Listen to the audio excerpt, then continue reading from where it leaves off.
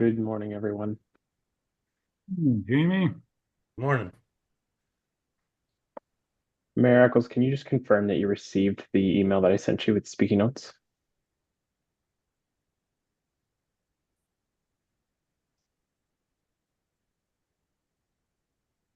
Yeah.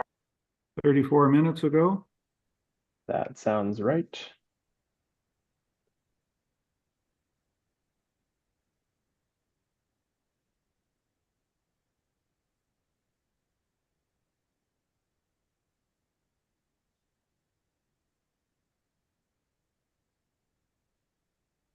Yes, they have arrived. Perfect. Doing well.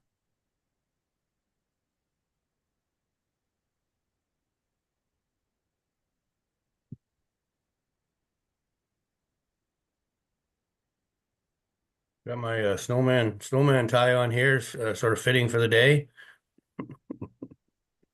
I'm not sure, Councillor Hutchison, that promoting snow at this point in time to any of the residents out here is going to be received well. Well, you got to do something with it. Just that's the problem. Getting so much of it, not much we can do with it anymore. That's right. Running out of spaces. Try to keep our deck at the back here cleaned off, and Yeah. it's obviously on the east side of the house, and the bush is there, so it doesn't get a whole lot of sunlight. Yeah. I'm pretty sure, by the pile that we have there right now, it's going to be somewhere into June before it goes away. Yeah. I know. I just hope we don't get a big rain or we'll be in trouble. Yes. Yeah. Speaking with the gentleman. All right. Well, it's 9 o'clock. And we've got all of council here, I believe, this morning. So I'm going to call the meeting to order.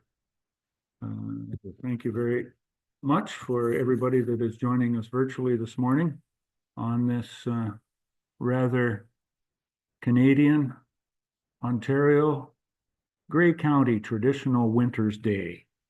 We'll leave it at that and not go any further. If you could, let's please take a moment and we will have a reflection, if you could, please.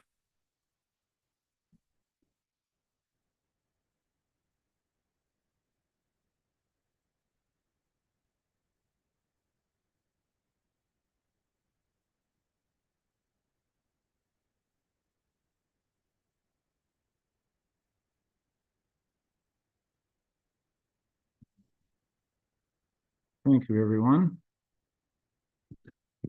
Miss Noble, I believe you were on the call with us this morning.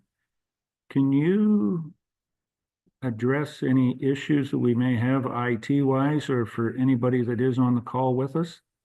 Yes, I can. Thank you, Ashley. Thank you. And through you, Mayor Eccles, before I begin, at any point, if you get disconnected, you can dial 1-647-558-0588 and enter the ID for this meeting, which is, I can hear it in the background, one sec. 891-5626-2480. Both members of council and staff have been briefed on the various features of the Zoom meeting software and will be raising their hands physically to speak. For members of the public, if you require any technical assistance, please send a chat message to myself, Westbury Communications, and I will attempt to assist you. It should be noted for members of the public that this meeting is taking place across two meeting platforms, both on Zoom as well as being live streamed on YouTube. Public participation, if any, must be done through Zoom and cannot be done through YouTube at this time. Thank you. Thank you very much, Ms. Noble. Next order of business, I'd ask any declaration of pecuniary interest from any of the council members or anyone joining us. I don't see any at this point in time, but it can be declared at any point throughout the meeting if it does arise. this morning we have two delegations. And the first one that we have this morning is a presentation from Saugeen Valley Conservation Authority on Frazzle ice and the issues that we've had with that. Looking at the weather out here this morning, that's maybe secondary today to frazzle snow blowing around all over the place. Anyways, we have with us, I noticed that we do have Katie Thomas, who is the water control. I'm sorry, Katie, I don't know all of the titles that Ms. Thomas carries at Conservation Authority, but I know water and flood control is under her. And I think Eric is joining us too, but I just don't see. Is he with us, Katie? Yes, he is here, as well as Jody Duncan. Ah, yes, I did see Jody. Yeah, very good. Katie, I'm going to turn it over to you. Thank you very much. Okay, thank you very much. Am I to share my screen with slides, or how does that work? Hi, Katie. I can share them for you on my end. Yeah, thank you very much. Okay.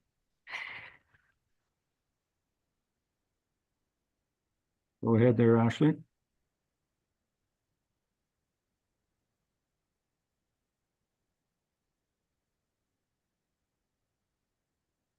Thank you very much, Ashley.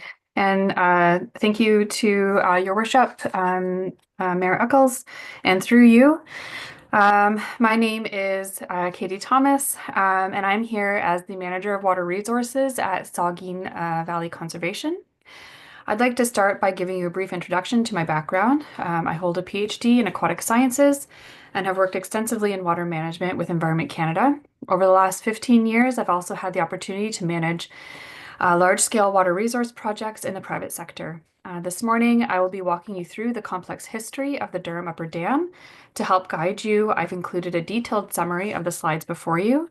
I won't be going through each slide individually, it's just too much for 10 minutes. But if you have specific questions, I'd be more than happy to address them during the Q&A portion at the end of the presentation.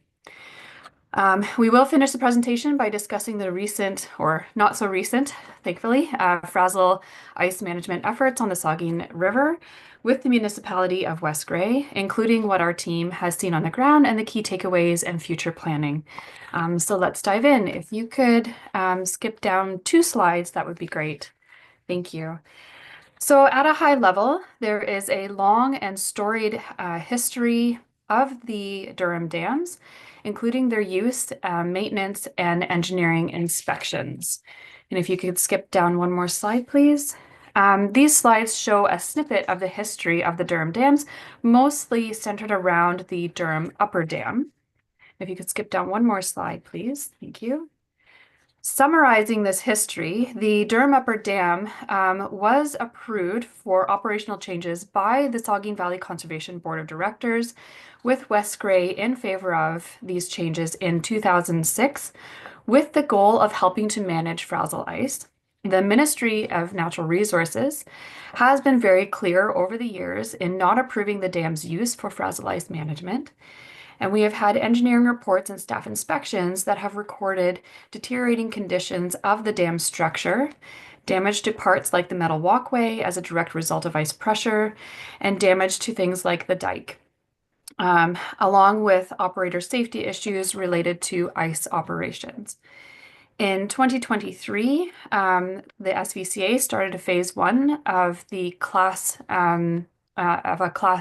EA, which highlighted public safety concerns related to a failure of the dike and dam, resulting in a high to very high hazard classification, which is detailed in the report that was attached to your agenda. If you could skip down 1 more slide, please. So in response to the history and the reports, the SVCA Board of Directors has taken action to do several things. First of all was to address the operator and public safety recommendations through this motion on July 18th in 2024. And if you could skip down 1 more slide, please. Next was to cease the winter operations at the dam and to proceed with the next phase of the Class EA in collaboration with Wes Gray to determine how best to move forward with this structure. If you could skip down one more slide, please.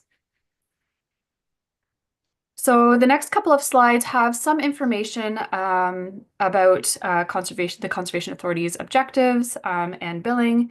And just at a high level, and then I'll skip through these slides. The objectives of the Conservation Authority are to provide mandatory program and services like our Flood Watch program, to have Category 2 services for municipally owned infrastructure, and to have other programs like our water quality programs of our Category 3 programs. There are different types of billing that the conservation authorities are able to bill for in order to provide these services, but I'm not going to get into those right now. I'm happy to answer questions at the end of the talk around this. So if you could skip down to the slide that says frazzle ice management, that would be great. So one more after this. Thank you. So just to talk about frazzle ice management and our role as a CA in a flood response. One more slide, please. So as a conservation authority, we cannot prevent flooding within a watershed. We can only help to mitigate the effects of flooding through monitoring, reporting, and communications. Flooding is the most frequent type of natural disaster in Canada. And within our watershed, it can range from a nuisance to having disastrous consequences as well. So you can skip down one more slide, please. Within our watershed, we can see watershed-wide flooding. So it says the spring freshet, which was kind of alluded to here with all this snow that we're having and what's going to happen when it's ready to go. But we do also have flood damage centers, which are communities in the watershed that are more susceptible to different types of flooding. Within the Saugeen watershed, there are 4 primary flood damage centers, and that includes Durham, Neustadt, Walkerton, and Paisley. You could go one more slide, please. So as I mentioned, some areas within the watershed are more susceptible to specific types of flooding, and these vary throughout our watershed and also throughout the seasons. Flooding can occur at any time of year and can be watershed-wide, or it can be more local. One more slide, please. Thank you. Okay, so I'm just going to go through and talk a little bit about frazzle ice formation. I know people have heard quite a bit about this over the last several months. Frazzle ice is formed when cold air temperatures of around -12 Celsius or lower mix with water, and this most often happens in areas of turbulent water. To give context to our local situation, frazzle ice is generated primarily upstream within the upstream reaches, particularly when there is open water. So the upstream reaches being upstream of Durham, between Durham and Priceville is where the bulk of the frazzle ice is generated within the local context. What we experienced at the end of December is that we had high temperatures in the double digits and rain, and subsequently lost a lot of our sheet ice cover, so the nice coverage of ice over these rivers. In the upper reaches of the Saugeen River between Priceville and Durham. And what that then allowed to happen was for the cold air temperatures, which then came after our nice high temperatures in December, to then interact with the water in these parts of the regions. So we had a decrease in temperatures with little to no sheet ice coverage in those upper reaches. And this, along with sustained high flows within the Saugeen River, and throughout the frazzle ice event, allowed for the formation and transport of frazzle ice from above Durham to come down into the downstream reaches of the river and downstream of Durham. So we go to the next slide, please. So again, just to reiterate, the bulk of the formation of frazzle ice is occurring in the upstream reaches between Priceville and Durham. And then the accumulation of frazzle ice typically happens where the flows start to slow down. And within the local context of Durham, that happens just below the lower dam. You could go to the next slide, please. And actually you can skip this slide and just go to the next one. So what I'm going to do is I'm going to quickly take you through some slides with pictures from the duration of the event itself at key locations that were monitored and actively worked on. And you can see from these pictures just how dynamic things were during this event. So I'm going to start with the upper dam. The upper dam started with a backup of ice and slush at the very beginning of the event. And then eventually, with the high flows that were sustained throughout the river was able to cut a channel. So you can see on the far right slide, the channel going through just below McGowan Falls toward the middle dam. So the channel was able to cut through, and water levels dropped in this area, and that remained that way for the duration of the event. If you could go to the next slide, please. The next slide is the middle dam, and at the middle dam, what we had was a really nice cover of sheet ice, covering about 90+% of the reservoir for the duration of the event. Now, with the high temperatures in the end of December, there was a channel that opened up through the middle dam, but it eventually closed in again by the end of the event. And if you could go down again, please. Next slide. The lower dam had fluctuating water levels downstream of the dam throughout the event. And this really was due to blockages of the stream along the ice management channel and down into Moffat's Hole, which are further down from the lower dam. Can you go to the next slide, please? Durham Creek was much the same as the lower part below the Durham lower dam, where water levels fluctuated throughout the duration of the event. And go to the next slide, please. The ice management channel, and just to make sure we're all thinking of the same location, it's just downstream of the Durham Lower Dam, between the Durham Lower Dam and Moffat's Hole. The ice management channel filled with frazzle ice shortly after the temperatures dropped in early January, after that initial melt in December. And West Grey was able to get excavators in that were used to open a channel to allow the transport of frazzle ice to the lower reaches and to keep the water levels down. So it's really the management of this ice management channel that allowed the water levels that were fluctuating just below the dam, the lower dam, and the water levels that were fluctuating at the culvert, the Durham Creek culvert, to remain low. Next slide, please. Moffat's Hole, again, was an area of interest for fluctuating water levels and frazzle ice buildup. So Moffat's Hole is really where the frazzle ice first starts to pack in, and it works its way up the ice management channel towards the lower dam. So again, this was a really key area for excavator work with West Grey to remove some of the ice that had built up and allow the water to flow down past Moffat's Hole further down into the lower reaches of the Saugeen River. Next slide, please. So I'm just going to go over the current conditions since the main event of frazzle ice that happened and what we're seeing now. So in and around January 12th, the water flows within the river decreased to the point where we were able to start seeing significant or meaningful sheet ice formation again within the upper reaches. It is at this point that we started to see the river between Durham and Priceville start to close in with a layer of sheet ice. And what that does is it protects the water from the fluctuating temperatures in the air and the really cold temperatures. And so what it does, it then minimizes the formation of frazzle ice. And this is really what we have observed within the system, is that there's minimal to no frazzle ice being generated and then transported down into Durham and down into below the lower dam. This is really what we want to see, is a nice sheet ice cover upstream. You can go to the next slide, please. I'm just going to go over some insights and outcomes and future directions that we are going to. So some insights that we gained throughout this event was we really developed really close working relationships with the staff at the municipality of West Grey. And it was really key to an effective and efficient response to this event. We also heard very positive community feedback, and we know that the excavator companies did as well as West Grey staff regarding the communication and the response to this event. If you go to the next slide. There was a lot of learning around this event as well.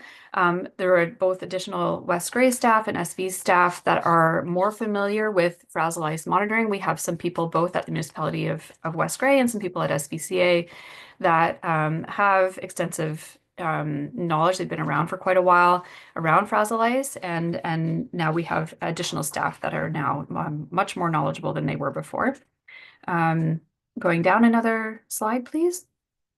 Moving forward, what we're looking at is, what are the options around frazzle ice management? How can the different parties play a role? What types of tools are needed for frazzle ice management? Is it a one solution fixes everything, or is it a multi-tool approach?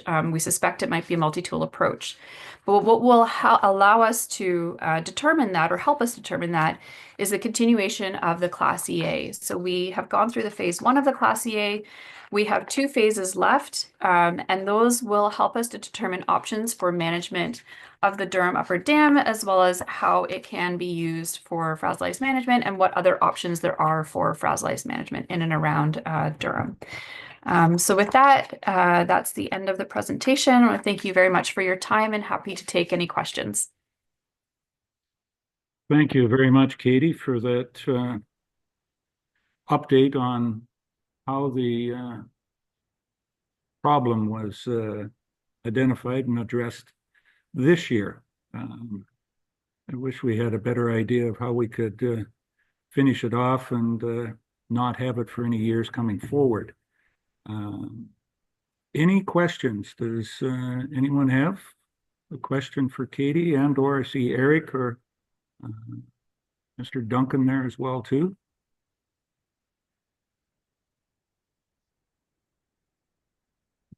No one from council?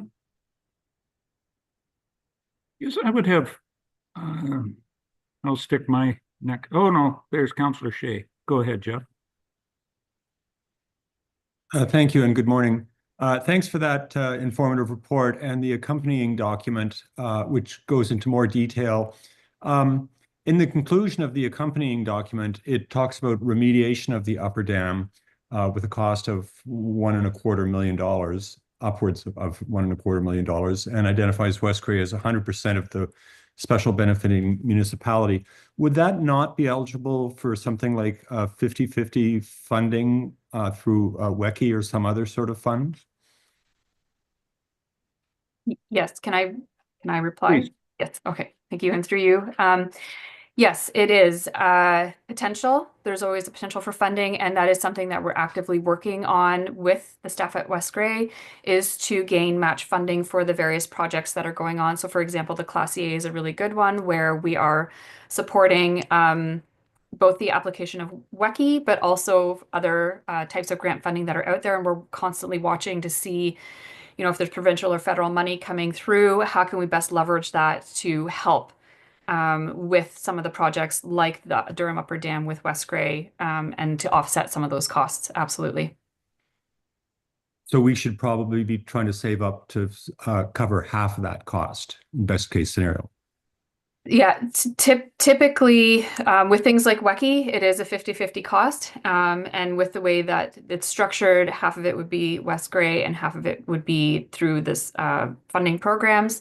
But again, we're working with West Grey staff to work out how exactly or how best we can do that. Is there stacked funding that is available as well? Things like that. Any way to help out with the cost.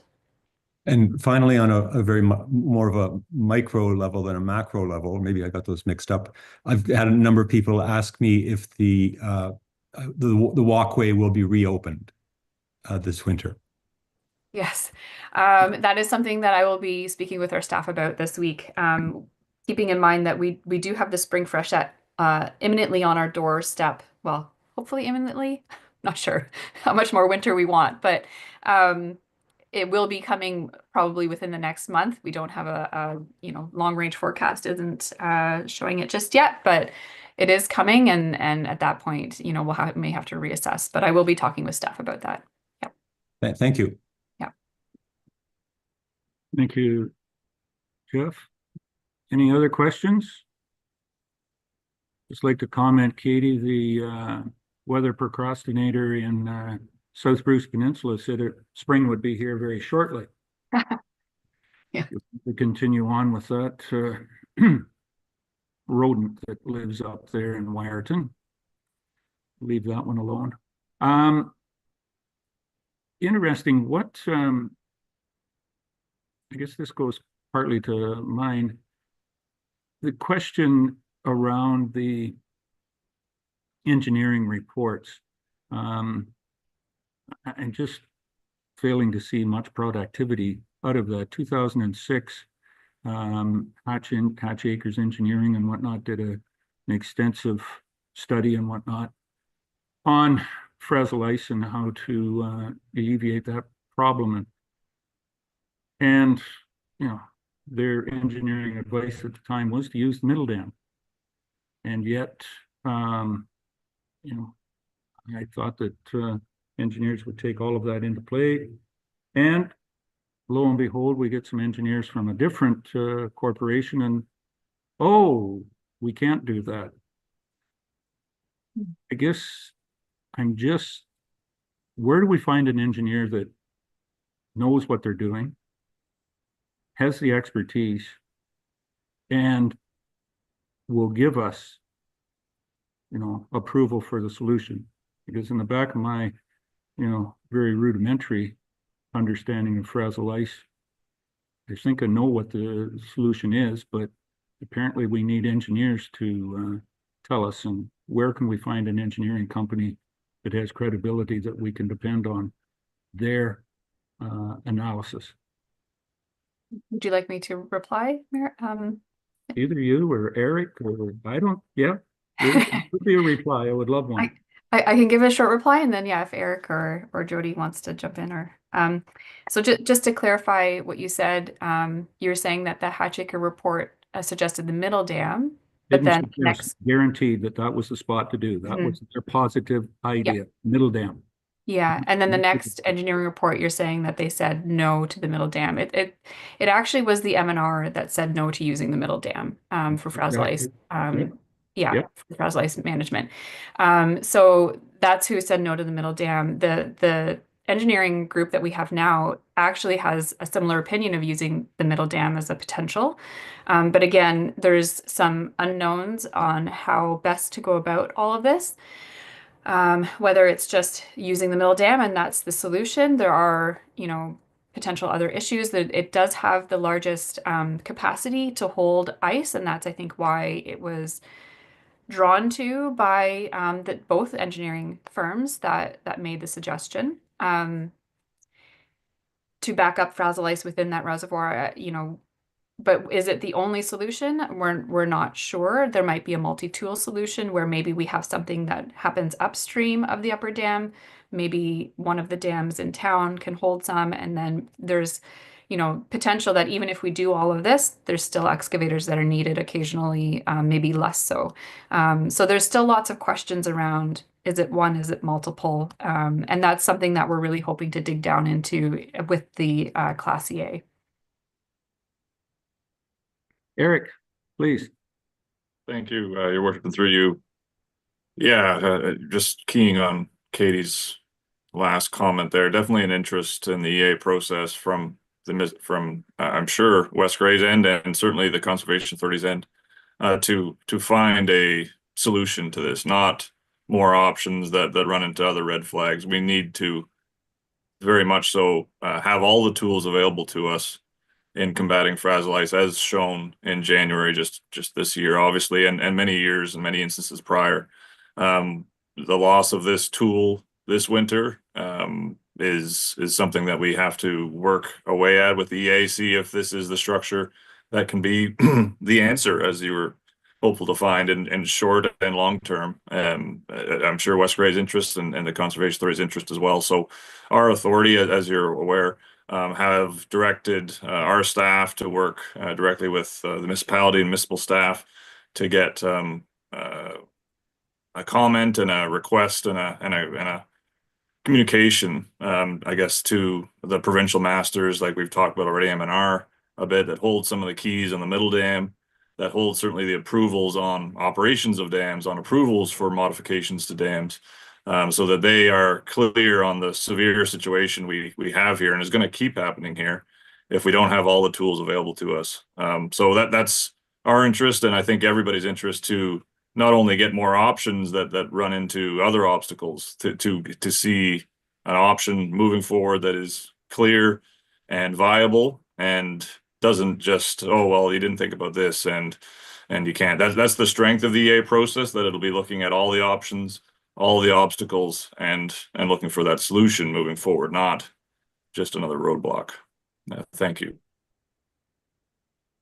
Yeah, thank you, Eric. And I guess from the residents that are affected around the river area itself and where the flooding does occur and whatnot, a little bit frustrating, as it's been since 1997,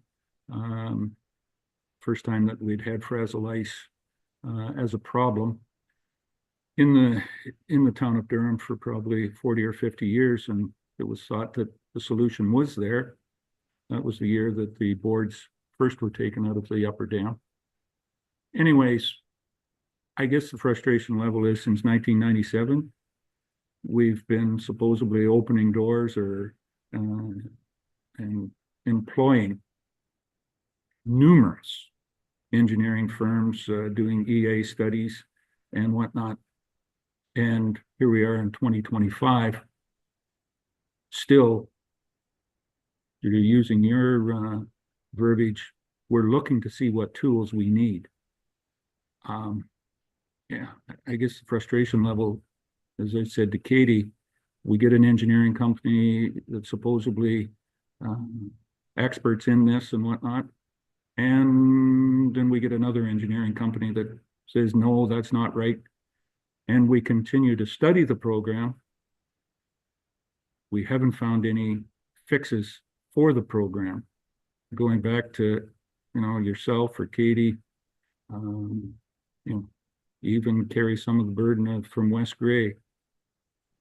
Where do we find an engineering firm that can be trusted to give us an opinion of this is what the fix is, here is the tools, here's the fix, and get 16 other organizations that want to comment on this to agree?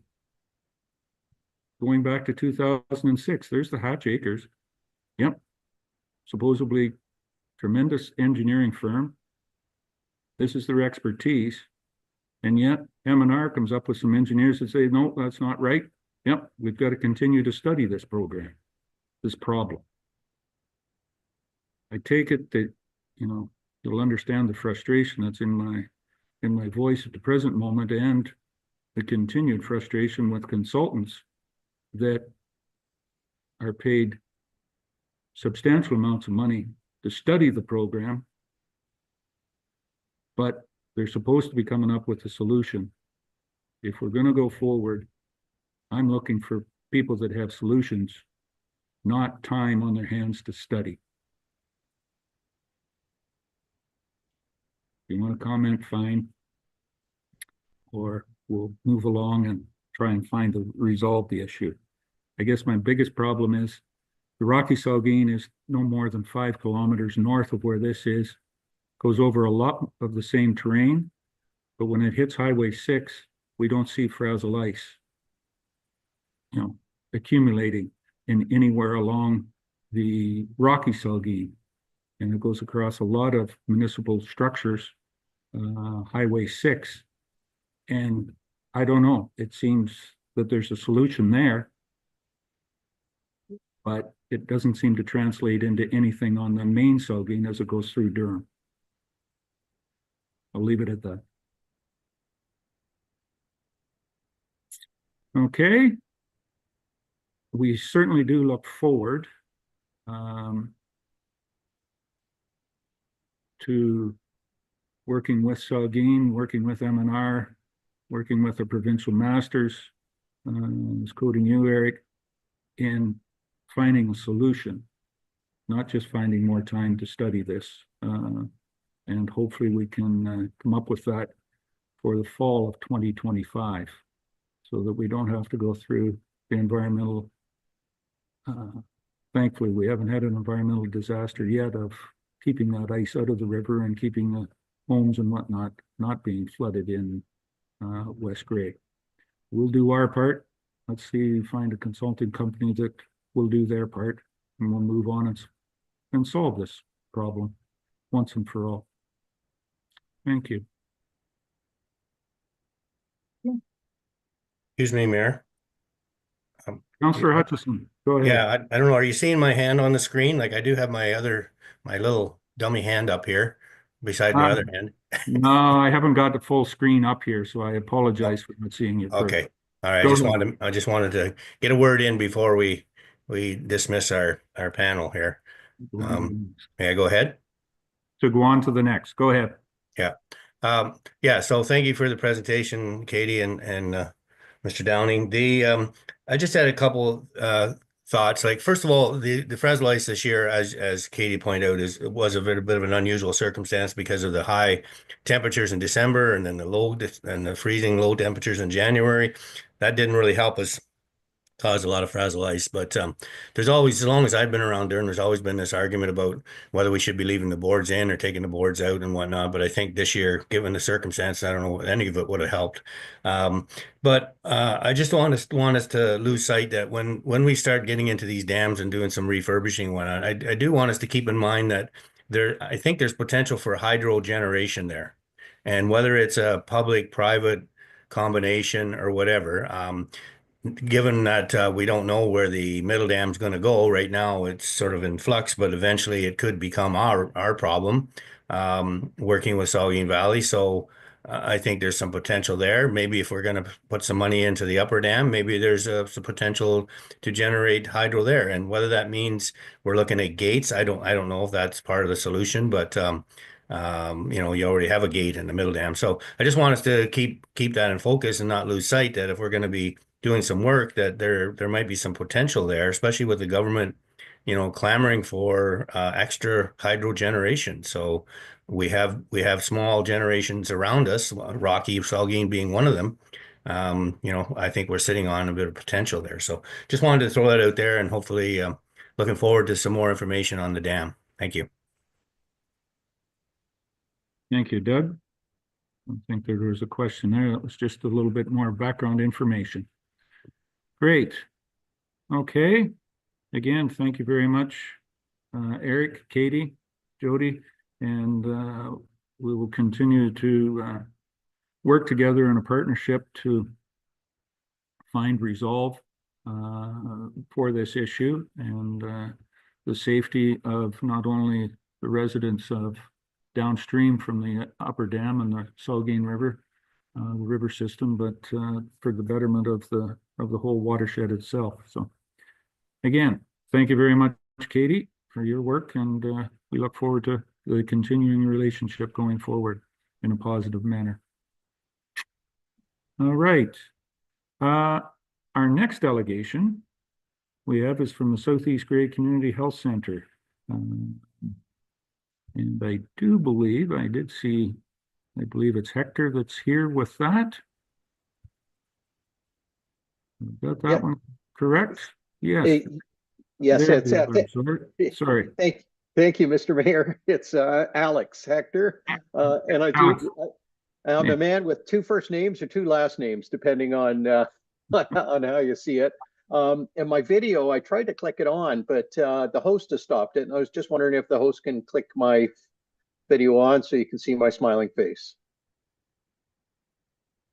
Okay, let's try that. Yep, there I am.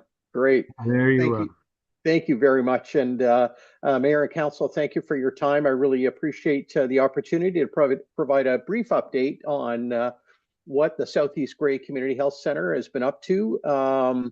I just want to point out Larry Mann, our board chair, and John Woodbury, a former mayor from Southgate, who's currently our treasurer, are here backing me up as moral support and available to assist with answering any questions should the need arise at the end of my presentation. And Jamie, Ashley, I'm hoping you can pull up the slides that I provided several days ago. Thank you so much. Yeah, that's great. So I just want to begin by saying, I think it was about 3 years ago, we celebrated our 10th anniversary, and there was representation from West Grey Council at a bright, sunny parking lot celebration. We had COVID happening at that time, and also felt it was important to celebrate that milestone under difficult circumstances, and definitely do appreciate the show of support from council at that time. Next slide, please. So just to provide a little bit of an orientation in terms of what our organization's all about, we're a bit different than a standard doctor's office. So we're called a community health center, but Jane Philpott, who you've likely heard a lot about lately in the news, has come up with the label of health home, and we're very much like a health home. We operate using a model of health and well-being, which really focuses on the community aspects of our health center, both in terms of how we run, and that happens through a community governance board, as well as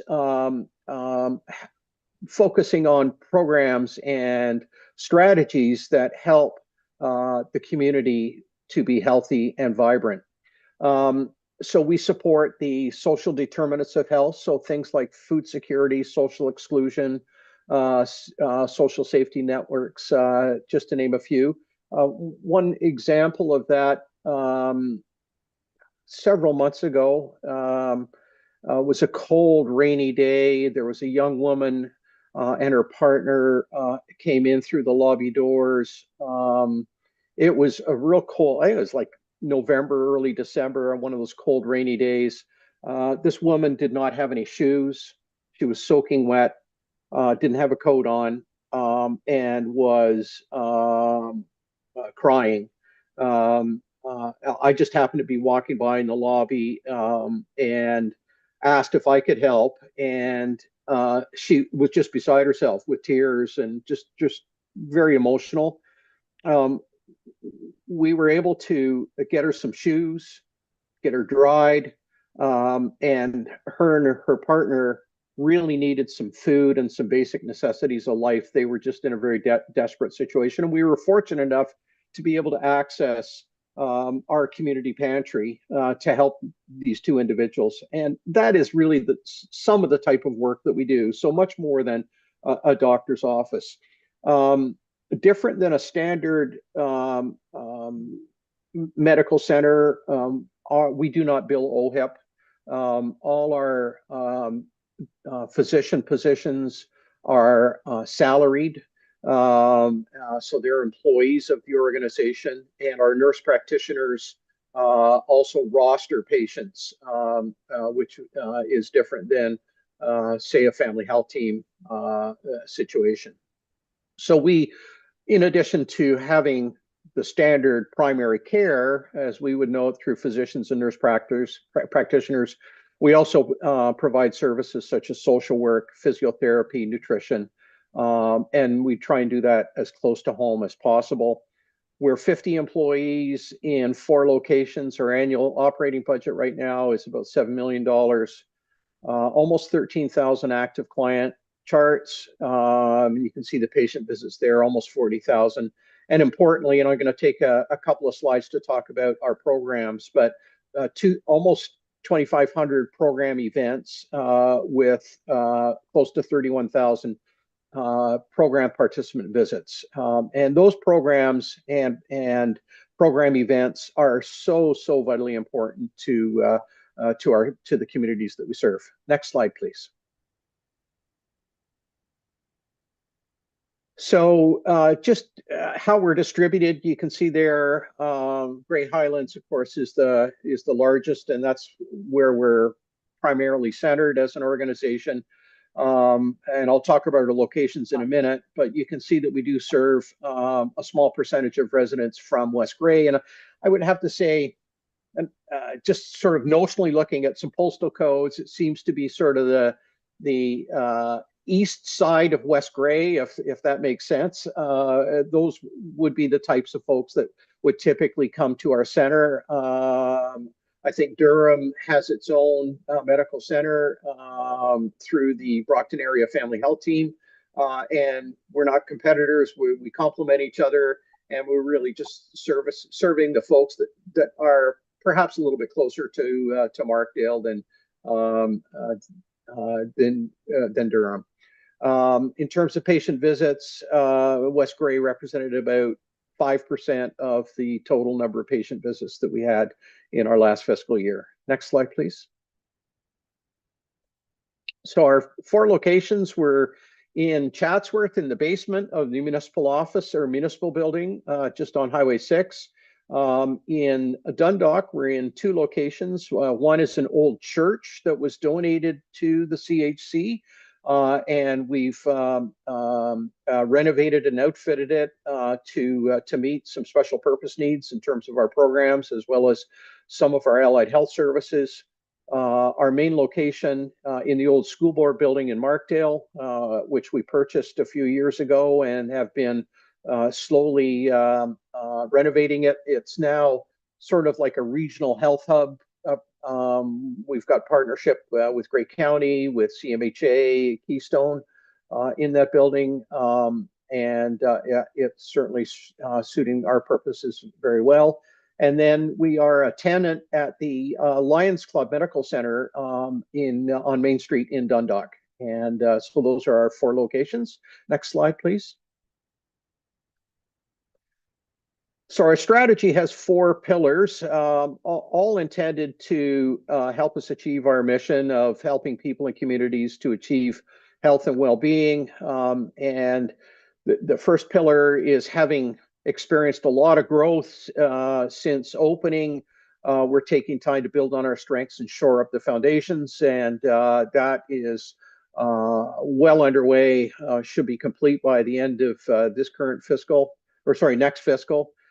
Focusing on health equity, and what we mean by health equity is regardless of a person's social circumstances, financial circumstances, race, that we're all entitled to the same outcomes. So if we get cancer, we're all entitled to receive the best treatment possible to find a cure for that cancer. So that's really, we're really heavily focused on health equity. 2 other pillars in our strategy: branding and communications, and that's really getting the word out, particularly with our programs. And in our programs, you do not have to be a client or a patient of the community health center. Anyone living in that close proximity to the centers where we offer programs, which is primarily Markdale and Dundalk, can have access to that program. And then the last pillar is to collaborate with our partners as the Ontario Health Team continues to evolve. Next slide, please. So community programs, as I mentioned earlier, are very, very important. We do not receive any government funding, actually any provincial government funding for our programs. We're fully dependent on our municipal partners. And we receive financial support from Grey Highlands, Southgate, and Melanchthon to design and deliver programs suited to the unique needs of the local communities. We also partner with a whole variety of different other organizations as well to help people who are struggling, who need help, to find the resources that are available through the various organizations that exist in our region.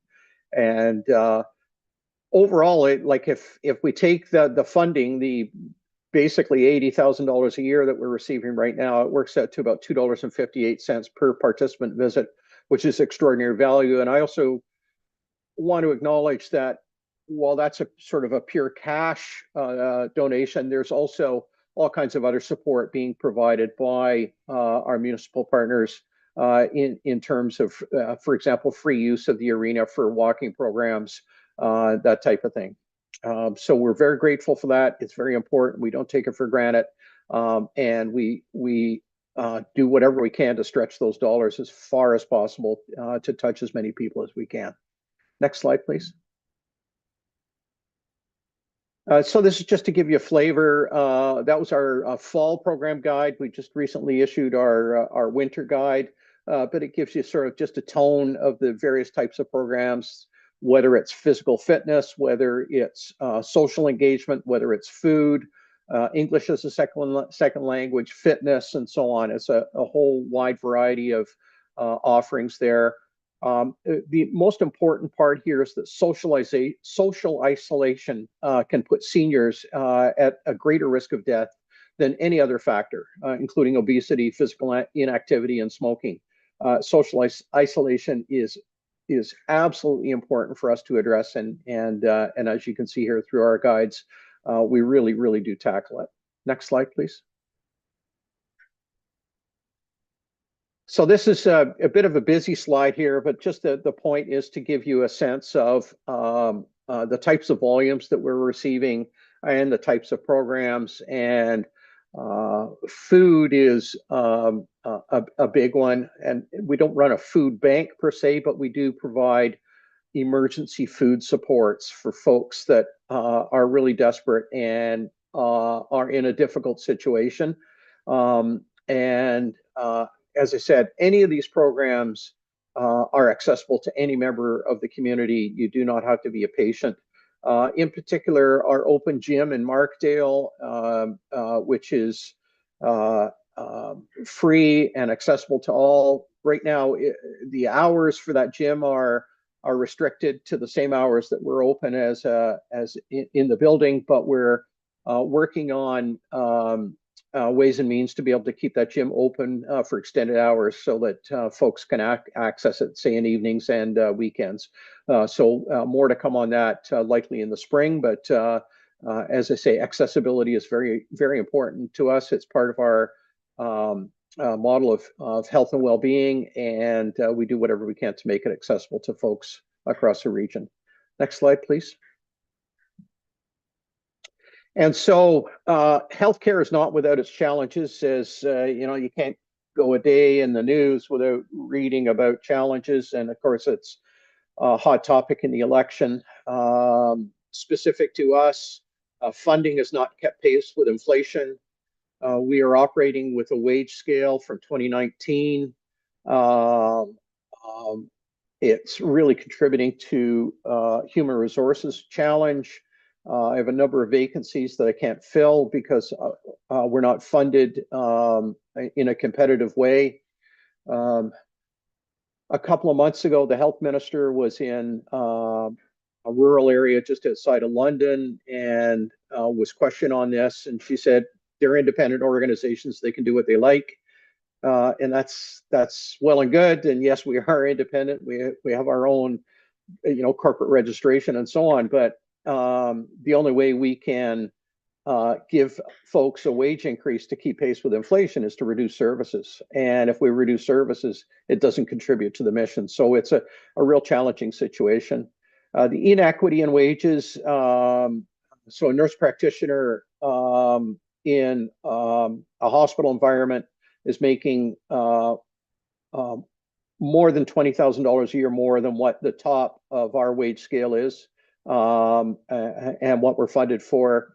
So that's a real challenge. I recently lost a really excellent physiotherapist to a hospital position. I was paying that individual at the top of the wage scale, and they went for a hospital job $20,000 a year more. Same job, same work, same hours, Monday to Friday, et cetera. So it's a real challenge. Capacity, we're maxed out. We do not have any more capacity to take on without adding resources. The only way to add resources is to get funding. And despite a number of well-organized requests with lots of endorsement letters and support from upper and lower tier municipalities, we continue to get told no. And importantly here, there's a very large unattached population in our region that are not being served very effectively. Serving folks through emergency departments and hospitals is not a way of doing cancer prevention. It's not a way of helping somebody manage diabetes. And we need to be able to expand. And just one other example of how challenging it is. I mentioned earlier, our physicians are salaried. We have 3 FTE in physicians. 5 individuals share those 3 FTEs. We have 10 nurse practitioners, 10 FTE and nurse practitioners.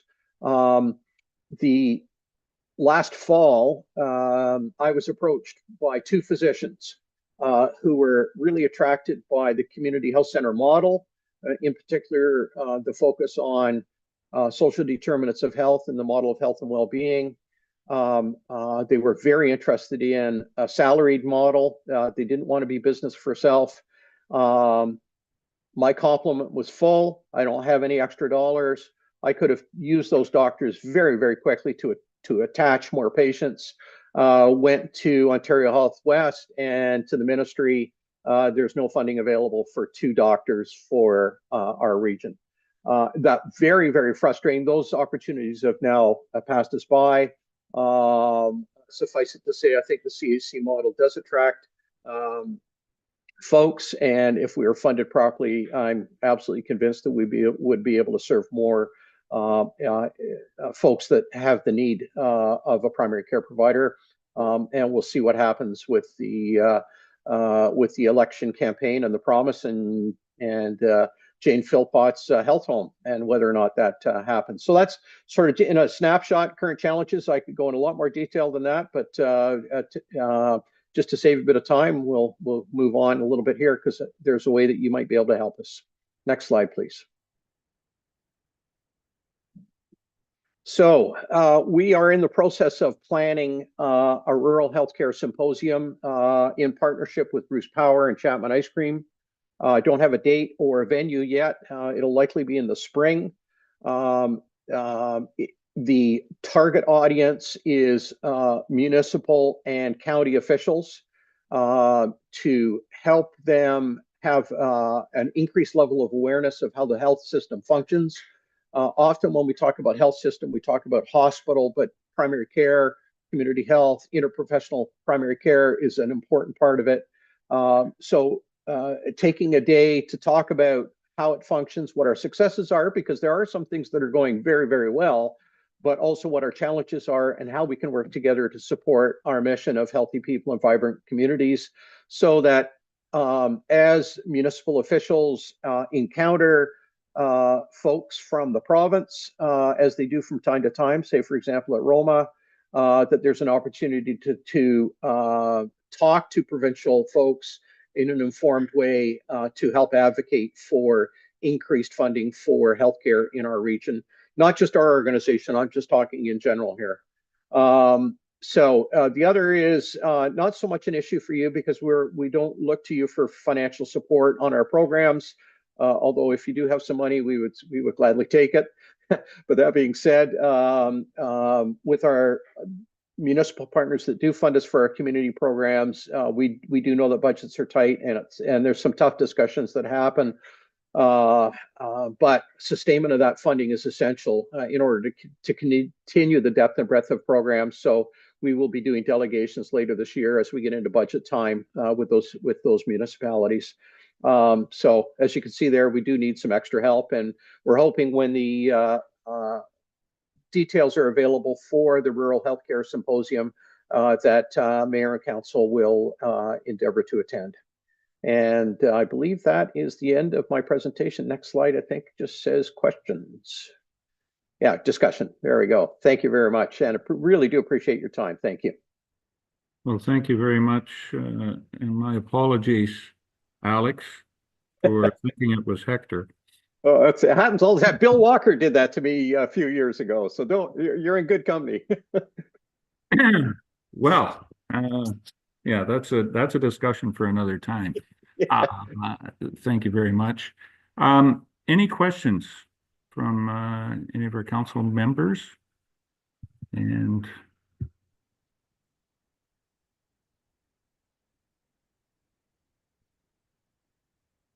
anybody, just jump in if you do have a question for Alex. I would like to say something, Mayor. I'm not sure if there's a question in it, but I would just like to thank Alex for coming forward and presenting this. I think your idea, your model is a great idea. As you're speaking, I'm thinking of Durham and the situation we're in with our hospital. We have a hospital, but we don't really have a hospital, and we do support the Markdale Hospital, which I think is important. And I do understand that you have 5% of our people that obviously, if they live around Markdale, they're going to go to use your services in the Markdale area. So I think your model is great. I think we can learn from your model, and we could probably work together and even to improve it. But we have bits and pieces of some of your your support systems in Durham and in around Durham. So I look forward to having further discussion and have some of our people who are on some of our committees here to discuss this, because I think there might be something there for us also in this area. But yeah, unfortunately, money wise, our budget's a little pretty well blown this year. But maybe in the future, we can try to help you out. But I think you got a great start there, and something that I think we need to do more and more is try to use our home system for sure. So thank you. Yeah, thank you, and I'd be delighted to assist in any way I can. Absolutely. Anyone else? I can't see just everybody on the screen, so if another councilor member has a question. Sure. I'll jump in. It's Jeff. Me. Yes, thanks, Alex, for that presentation. Concurring with what Doug was just saying, but also you've identified that you are having a hard time with the province, and healthcare is ostensibly a provincial responsibility. But social services does fall largely with the county. Do you have much success in getting support at that level? Yeah, thank you for that question. And yes, we do. The county's just been exceptional in terms of partnership. They couldn't be more responsive and flexible. We have, just like anywhere, I think the issue ultimately is what the amount of resources available versus the demand for those resources. That being said, county staff have been just doing a marvelous job, and we have an absolutely fantastic partnership with them. I can't think off the top of my head of any areas where we need to do something differently or better. But what I also know is that those kind of questions get asked on a regular basis, and that is just one good indicator of what a strong partnership we do have. Okay, thank you.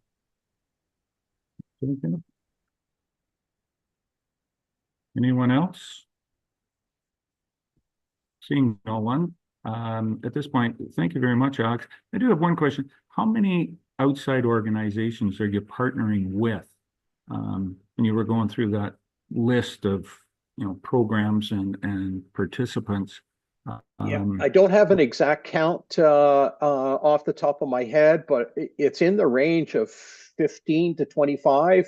There's a lot of organizations that we work with, so it's not just a small group. It's quite a large group of folks that we do have those types of partnerships with. Excellent. Okay, and it seems like that is what rural health is. Certainly, yes, can't depend on the provincial government at the present moment to deliver certainly to rural healthcare. And as Councillor Hutchison just said, we certainly have those issues at the forefront with the Durham Hospital at the present moment. And that's good to hear that, we are cooperating and doing it the rural way, continuing to make advances. It is neighbors helping neighbors. Absolutely. Absolutely. Yeah. Very good. Thank you very much for the update. Greatly appreciated. And you have a great day. I can see that Mr. Woodbury is ready to get out, and he's got his full face mask on there to get out and start shoveling snow. Good seeing you again, John. Absolutely. Thank you for your time and attention, Mayor and Council. Really appreciate it. And we'll be back again sometime in the not too distant future. Take care. Thank you. Thanks. Okay. That brings us down to, if I can get back to the agenda. Not having Jamie beside me is a little difficult, probably try to keep me online here. Public meetings. I don't believe that we have any today. Comment period. At this point, we have availability for anybody that's online to make comment on anything in the or on the agenda today. So I will open that up. I do see that we have a number of individuals there. And is there anyone that has a comment on any agenda item this morning? I don't see any hands up.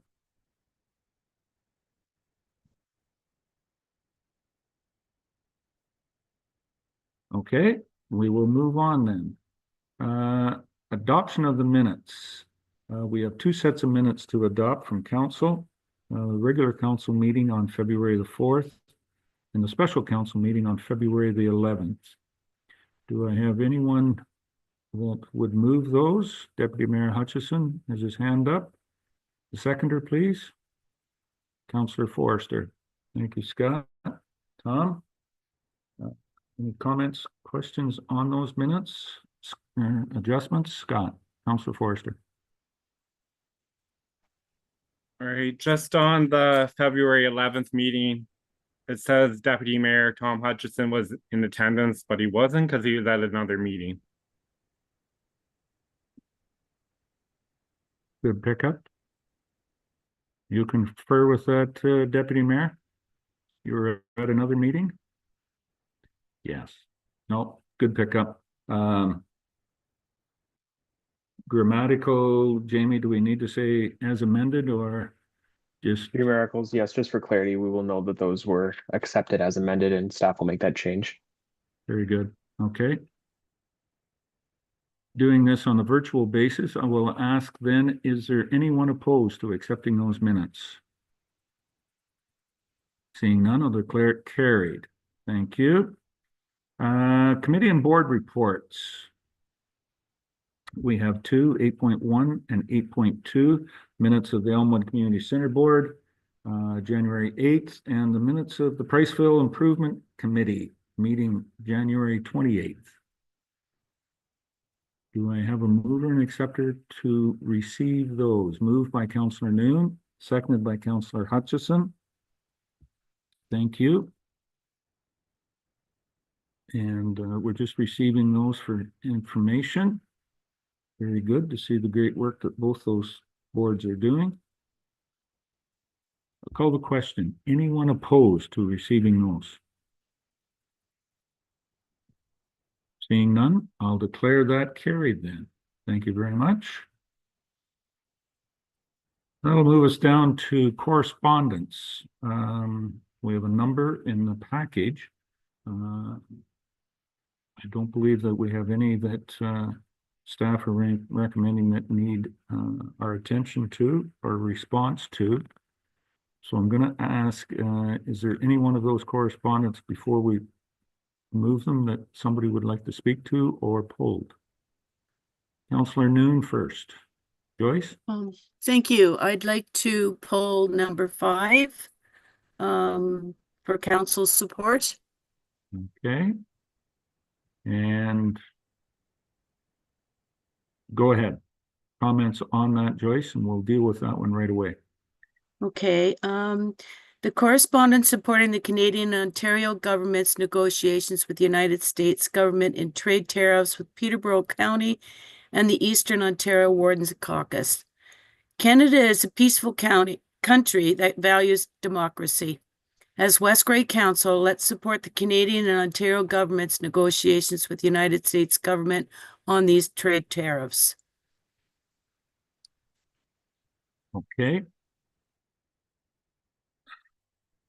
Just for clarity, Jamie, do we need a motion to put that forward? Yes, through your miracles, I do have something prepared too that I can read out if you'd like. I thought Joyce did it pretty well herself, but you know, it's your job. Go ahead. Thank you. And through you, that in consideration of correspondence received from the County of Peterborough and the Eastern Ontario Wardens Caucus respecting support of Canada and Ontario government's negotiations with the United States government on trade tariffs, Council directs staff to send a letter of support for the resolution to the Prime Minister of Canada, the Minister of Foreign Affairs, the Minister of Housing, Infrastructure and Communities, the Premier of Ontario, Ontario's Minister of Economic Development, Job Creation and Trade, Ontario's Minister of Municipal Affairs and Housing, the President of FCM, the President of AMO, the Chair of the Rural Ontario Municipal Association, the Chair of the Western Ontario Wardens Caucus, the MP for Bruce Grey Owen Sound, and the MPP for Bruce Grey Owen Sound.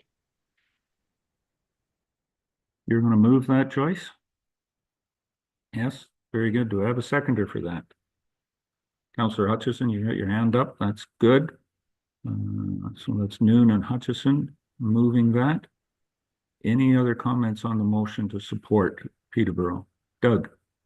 Just a question with that. So if we're supporting this, do we need to change our policy, our purchasing policy at all? Because we're then sort of looking in a particular direction rather than having it wide open to everyone.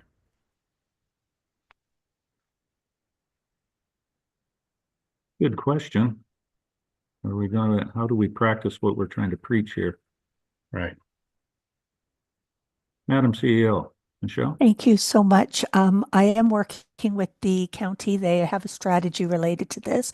Right now, federal procurement guidelines do not permit preference given to local. Even if we wanted to do that, that does go against procurement policy. That is a federal policy. I suspect the federal government is likely looking at that, and I will be working with the county and our colleagues to see what options we have related to that. Thank you. Okay, Doug.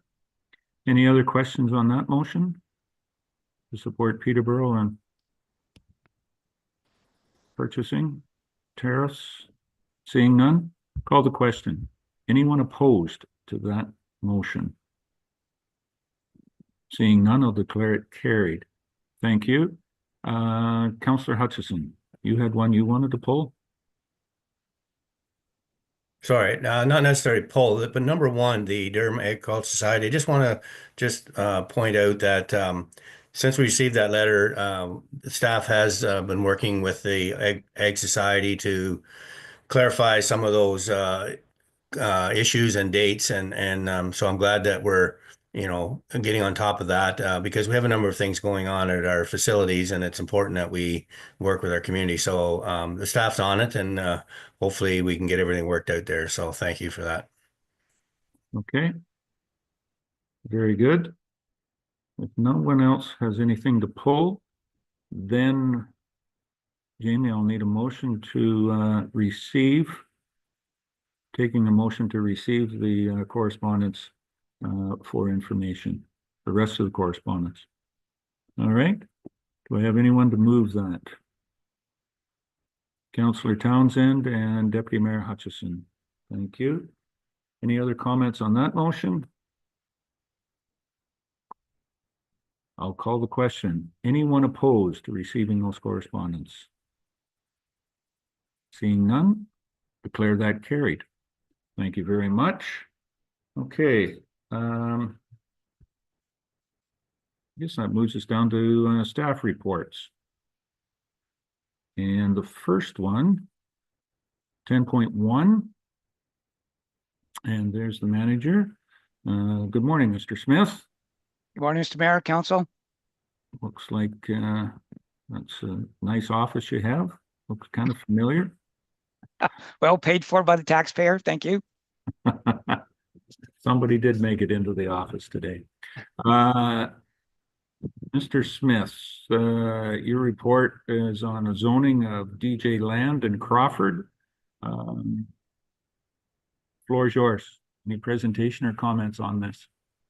Thank you, Mr. Mayor. I'll be referring to within your package on the PDFs, starting at page 84 of 133. I know some of you also use the HTML. I tend to use the PDF. The application is ZA10-2024 DJ Land in Crawford.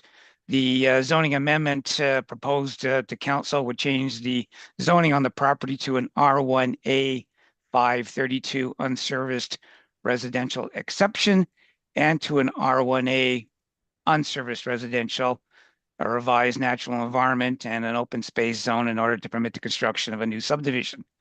This is the Crawford subdivision, of which the Planning Council or Council held a public meeting on Tuesday, October 15th of 2024. Presentations were made by the county as the approval authority for the subdivision, by myself for the public meeting, and council received comments from abutting property owners at that time on a number of concerns and comments on the Crawford subdivision. Subdivision itself. Just 1 minute, please. Located on Moolock Road and the concession road in Crawford, concession 10 Crawford. There are approximately 34 lots within the subdivision. Within that includes one stormwater management block. There is no parkland proposed for this subdivision. We'd be using overall West Grey facilities for providing recreational, so on and so forth, and within that regard. There is one new Street A with a cul-de-sac proposed, and of course with the remainder of the lots fronting onto Moolock Road, which would provide the major roadway north-south down to the county's roadway concession, Grey Road 4. The subdivision will be serviced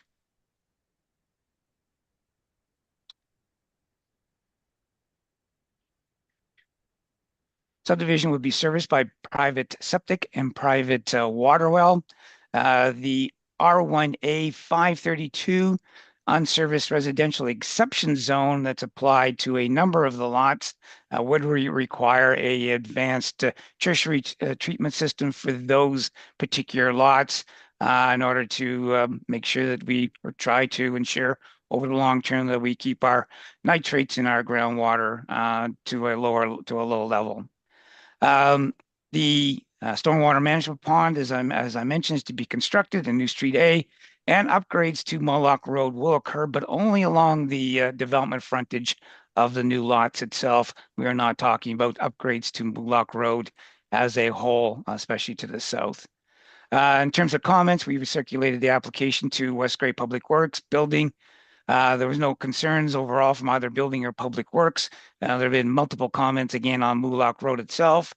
We said we've only taken a look at the section in front of the development itself in terms of upgrades that would be partly the responsibility of the developer, and public works and the developer will engage in discussions about what upgrades are required and who pays for what within that particular section.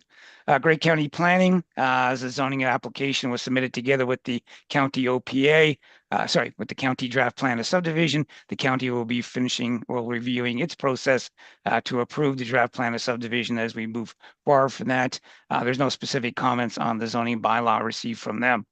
Saugeen Valley Conservation Authority, we did receive comments in July of last year and in December 2024 in relationship in particular to the stormwater management proposal. That stormwater management pond will ultimately discharge to the Styx, I believe, and that part there is within the Saugeen Valley Conservation Authority's commenting overall. As I mentioned, we did hold a public meeting Tuesday, October 15th.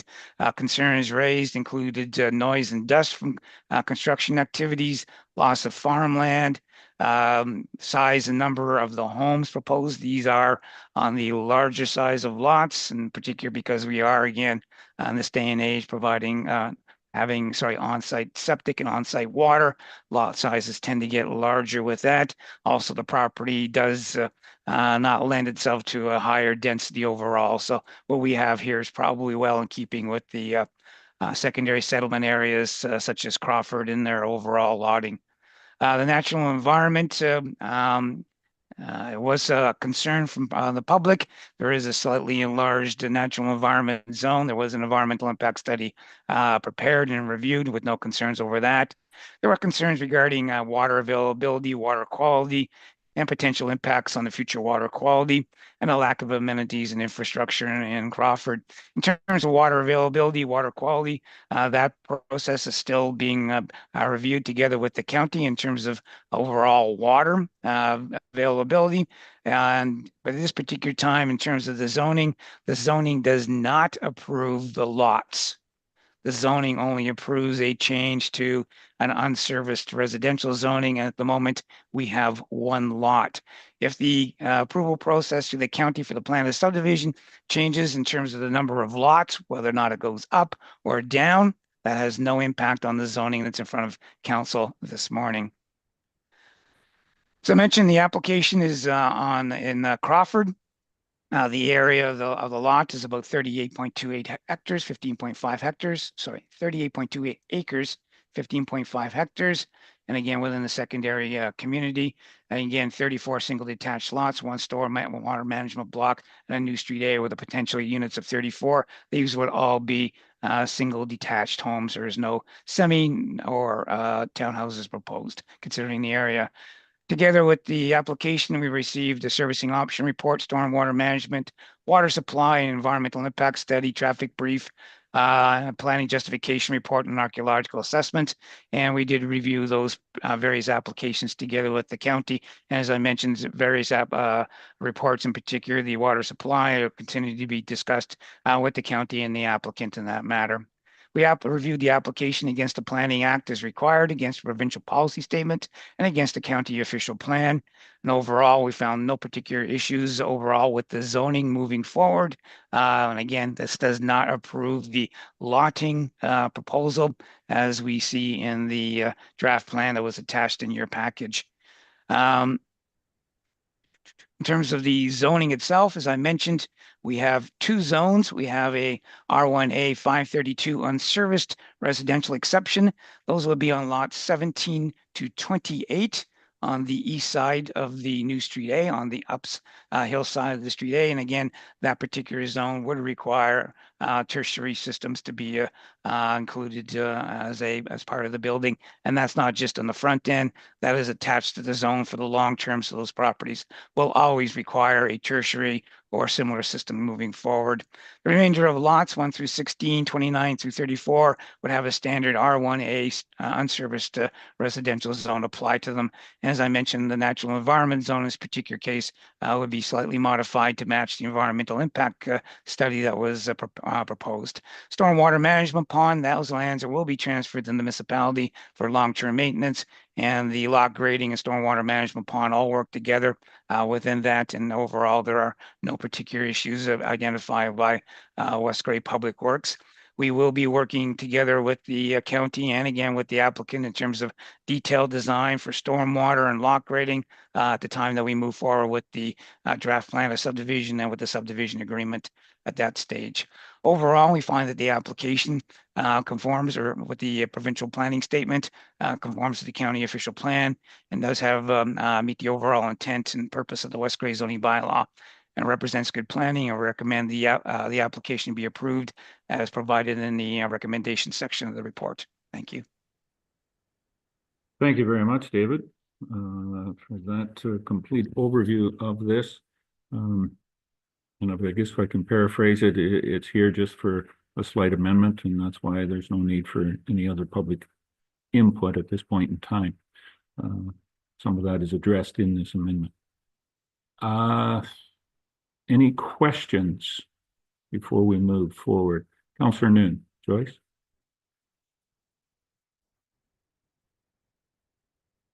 Still on mute, Joyce. There you go. Okay, thank you. Just under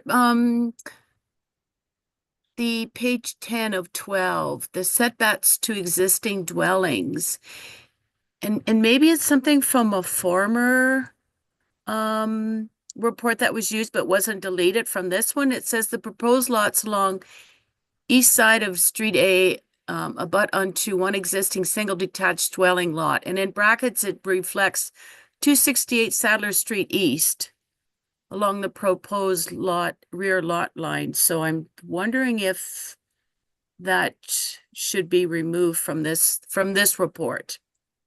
Thank Sorry, you. bye. Thank you, Counselor, and thank you to the mayor and to the clerk who did point out the error. I should have mentioned it during my planning report that that was a relationship to there are 2 existing single detached houses on Moolock Road that these lots back onto on the one side and abutted on the other side. The reference was should have been made to that as opposed to, as you pointed out correctly, Counselor, to the address that was from a previous report, but it should have referred to the single detached homes that exist already on Moolock Road in terms of setbacks to those. Thank you for that. My apologies. No, okay. The cut and paste or as technology stuff. Very good, David. Counselor Shea, you have a question? Yes, I did see Doug had his little yellow hand up for me, but I don't know if you can see those. But in any case, I'll ask my Yeah, question. I see them, but I'm going to you first and Doug. Okay. Okay. Couple of questions. You said that the water supply was still being investigated or reviewed by the county. What are the possible outcomes of that review? David? We are just confirming through you, Mr. Mayor, and through confirming some calculations for water supply as in volume. When you come to hydrogeology, it is not a perfect science. Number one, water is taken from any number of different depths within an area, existing wells and so on and so forth.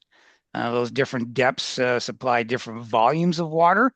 And you've probably seen that already when you've talked with the Director of Public Works regarding new wells for Durham, for example, about how much water a well produces and so on and so forth. And at this particular time, the county's peer reviewer and the applicant's hydrogeologist continue to discuss in order to fully try and understand better the amount of available water in the area. That they could come to understanding that there is more water than actually proposed at the moment or suggested at the moment, or less. But when it comes to the subdivision itself, we don't see that it would have a major implication on the zoning. Would it have an implication on the number of lots? Maybe. Great, and that leads me to my next question. If there was an adjustment required on the number of lots, that would be a county decision, not a municipal decision? Correct. Okay. And finally, I recall hearing or seeing somewhere in a subdivision proposal that cul-de-sacs were considered sort of an old-fashioned and inefficient strategy for street building. Is this cul-de-sac the best way to approach this design? I would say this year when you're plowing snow, it is perfect. The ability for that snowplow operator to continue to move in a circular motion as opposed to having to pull forward and back up with some of the other designs is set up for that overall. There are very few other opportunities available. And at the moment, the West Grey engineering standards approved by the West Grey Council over the years uses a standard cul-de-sac design, as you see here, for dead ends such as this. There isn't a road there that the street A could just open out onto? The roadway could certainly continue all the way through, but it has an impact on the lotting arrangements, the number of lots we can get out of this. And this property here has got a slope, the slopes from east to west, and it's not a gentle one, overly gentle one. So the amount of cut and fill that needs to go on and the extra roadway that will go in that we would maintain and pay for over the long term wasn't worth it considering the relatively short length of this particular cul-de-sac. Okay, thank you.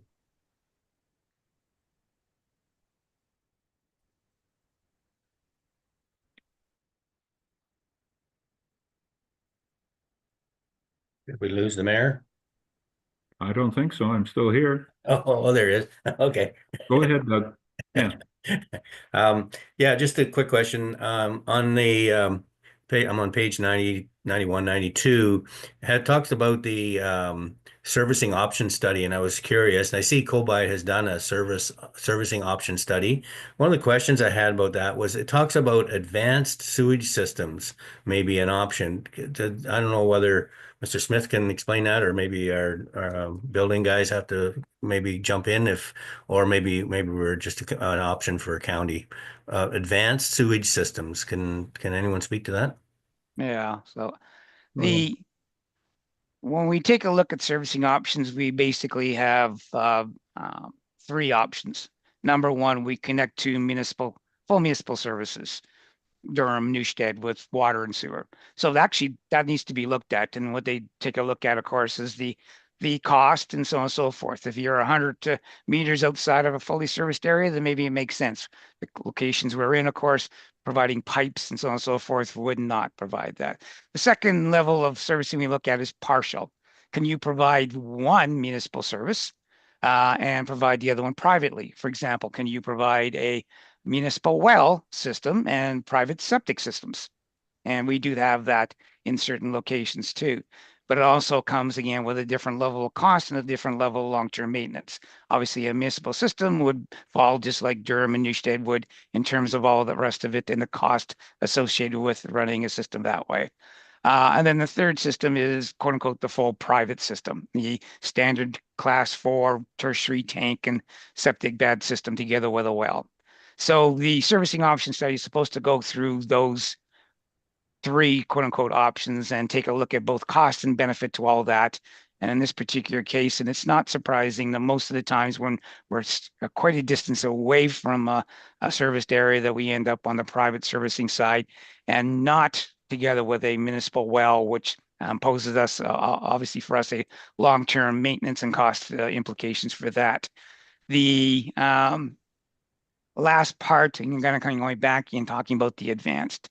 So here, staff together engage with the applicants and with our peer reviewers to say that some of the advanced tertiary systems would be a benefit overall to the groundwater regime within this particular area. And that helps us feel a little bit better over the long term about nitrates and so on and so forth within the groundwater. And of course, since we're not running our municipal system, we do have some concerns for the people living within that area and where they're going to get their groundwater from. So the advanced side of things is probably this last part where we've applied it to a certain number of lots, which brings down our overall nitrate loading within that. Again, no proposals to run any municipal or communal system that would be owned by the say about condominium corporation, because that's the only way it could go within this particular area. Okay, thank you. Okay. Any other questions about this? So there is a recommendation in the oh, sorry. One more. Scott, Councillor Forstner. My question was about the storm management pond. Is it going to be mostly dry? That I can't say for sure. There may be some side hill seepage in terms of how deep we go in terms of the pond. So I can't say for sure yet, considering that, again, we're on a bit of a slope. Part of the pond will be built into the slope.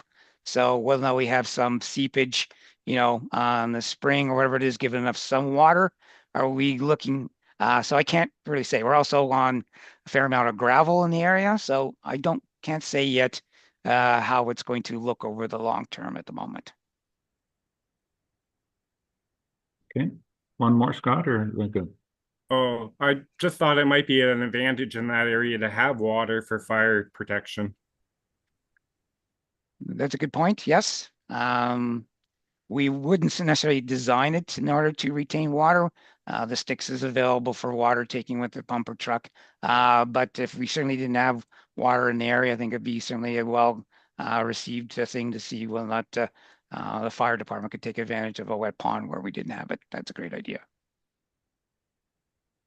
Okay. Anyone else? So the report is in front of us and the recommendation therein, there's two points of that. Do I have a mover for the recommendation as presented? Moved by Councillor Noon, seconded by Deputy Mayor Hutchison.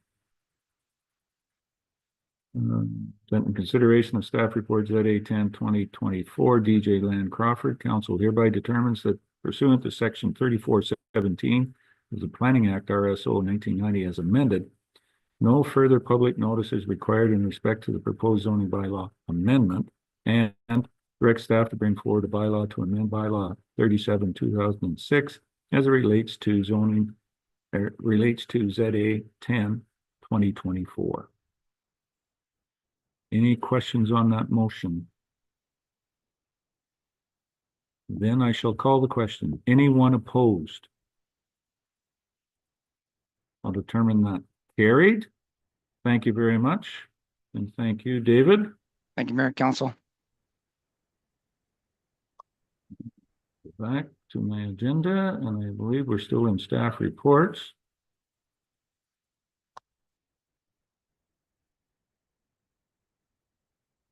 Bear with me for a second.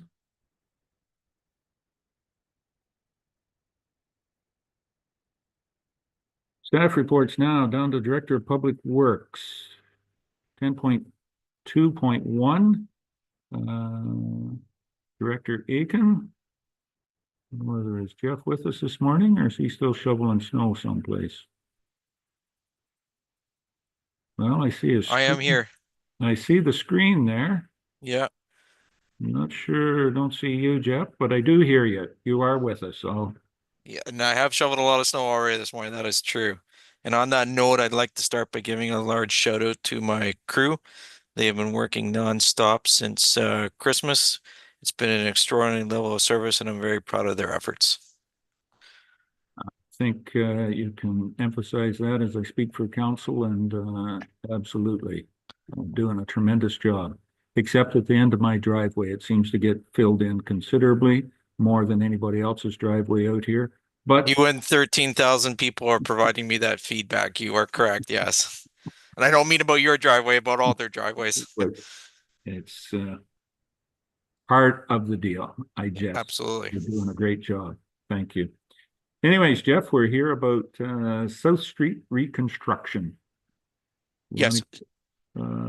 Purview on this report that you have here. So part of the original agreement that we entered into with the county on the Rockwood Terrace redevelopment was the reconstruction of South Street. Specifically, that's where their stormwater is going to tie into. We've talked about this at council when we entered into the original agreement, and we talked about it during budget. We are ready to go to tender. The project is large enough that it'll be completed over 2 years.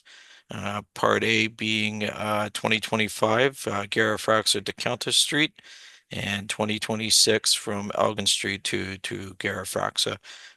It's ready to go to tender. I'm just letting council know that it's ready to go to tender, and it'll be a 2-year project shared with the county.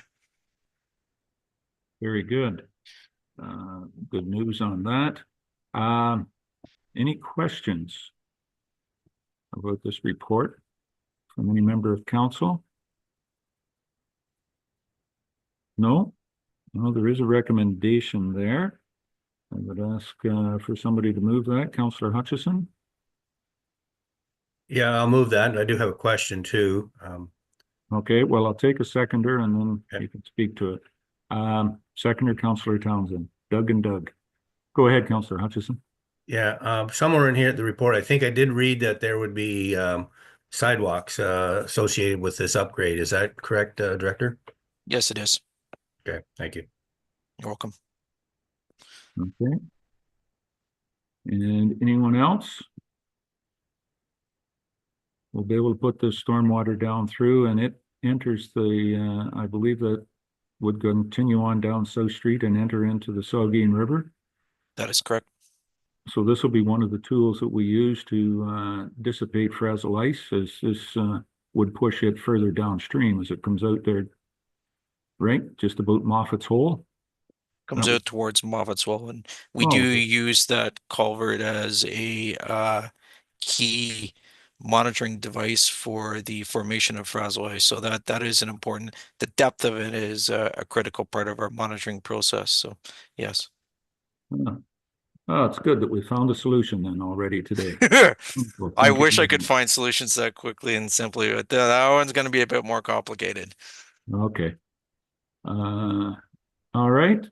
Have the motion. Any other questions? Councillor Hutchison. Sorry, I do have one more question. Just a thought. Is this where the sewers actually go across to our sewage treatment lift station? There's somewhere that they cross underneath the river there, is it not? Yeah, I don't think that's the spot. That's not the spot? Okay. I just wondered if that was part of this plan, but There's no river crossings as reconstruction as part of this project. okay. Thank you. I will say, yeah, you are correct. It is in that vicinity, but you know, this is only for stormwater, not any upgrades to the sewage infrastructure, from my understanding. Okay. No other questions? We have the motion moved and seconded. There's a recommendation moving forward to tender this out. Call the question.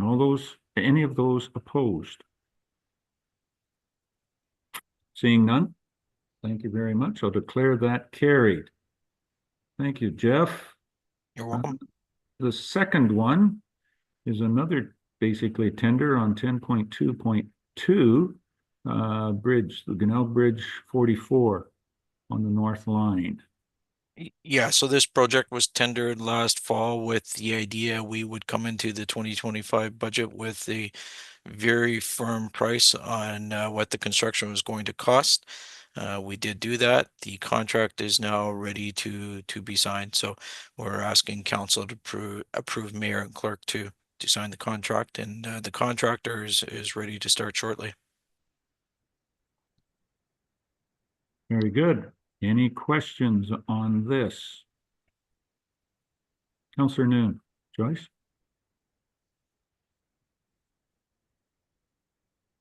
Mute. Sorry about that. Just a question on the costing. It is under budget, but I'm sure the balance probably be absorbed by engineering or something. So it's just kind of wondering if it's a little bit of found money or not, or if the majority of that budget will be all utilized. I would anticipate that we will utilize that entire budget, and the goal is not to achieve that, or to exceed that budget at this time. But yeah, I would anticipate spending it all. I would anticipate a job performance that you didn't spend it all, and we had a little bit of a surplus there. That's the goal, but can we do it is a different question. But that is always our goal when we start a project. We're in constant communication on a daily and weekly basis with the contractor, looking for efficiencies as we are digging holes and backfilling. So that will always be at the forefront of decisions throughout the course of the project. Thank you, Jeff. Also, there is the 1.922, whatever the figure is there, close to that. I believe there's 75,000 or something in there as a contingency as well too, built in. So hopefully at the end, with the good staff that we have, we can end up being under budget on this for the municipality. Councillor Hutchison. Doug? Yeah, I'm just curious. Is this going to be a 2-lane bridge? I'm not sure if the one that's there now is a 2-lane or it's a single lane. And the other question I have, are they replacing the abutments? The abutments will be replaced as part of the project, and it will definitely be wider. Okay, so not necessarily a 2-lane, but wider than maybe what's there now? Yes, the feedback we received during the open house or during the EA process was to ensure it was wide enough for a combine to get across there. So it'll be almost 2-lane width by the time we're done. Right. Yeah, I know some of those roads in those areas be lucky to pass a combine on the roads, but anyways, that's fine. It'd be good to have a good bridge.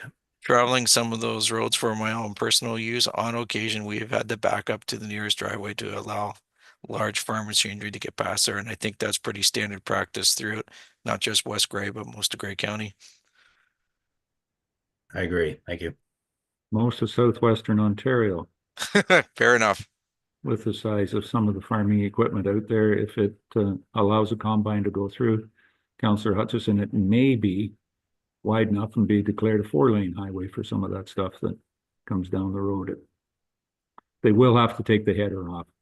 40-foot headers won't go through a bridge. No, it's not that wide.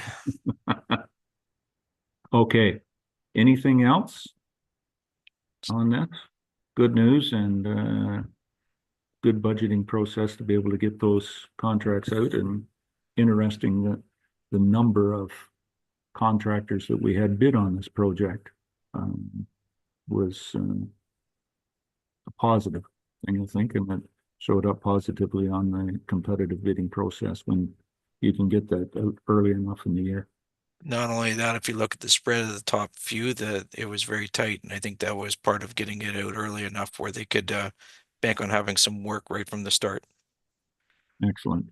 Okay. So the motion is there. Recommendation. Do I have a mover and a seconder for that? Moved by Councillor Forrester, seconded by Councillor Noon. To recommend the Bridge G0040 construction contract going forward. Any other questions on the recommendation, on the motion? Seeing none, I'll call the question. Anyone opposed? Seeing no one, I'll declare that carried. Thank you very much, and that will help out. Thank you, Mayor and Council. Deputy Mayor Hutchison. Thank you, Mayor Eccles. I need to excuse myself for a couple minutes, sir, so I'll be right back. I was wondering if that we've been here for an hour and 45 minutes, and some of us a little longer than that. Can we take let's try and be back in 5 minutes, if that's okay. We'll take a recess for 5 minutes and try and be back by 10:50. Thank you.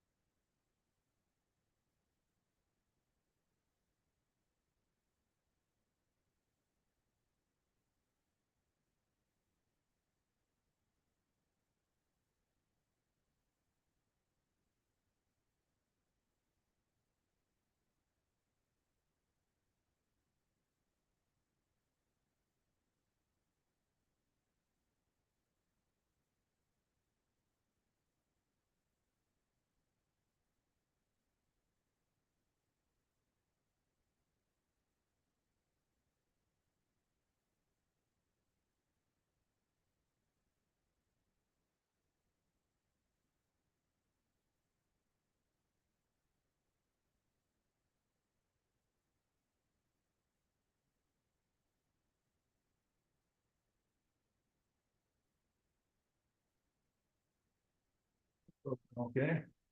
Haven't pissed off Conservation Authority enough yet.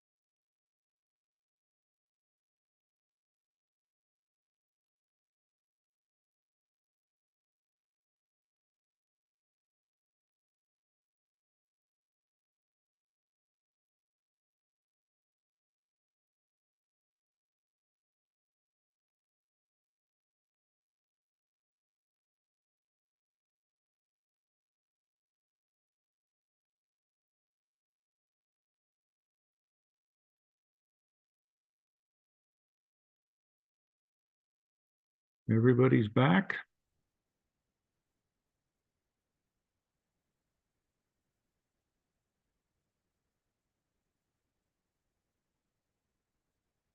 Excuse me. I was just looking out my window here. 37 seconds ago, I could see the bush and the sun was shining. It just all disappeared. I guess that's part of the way the day is.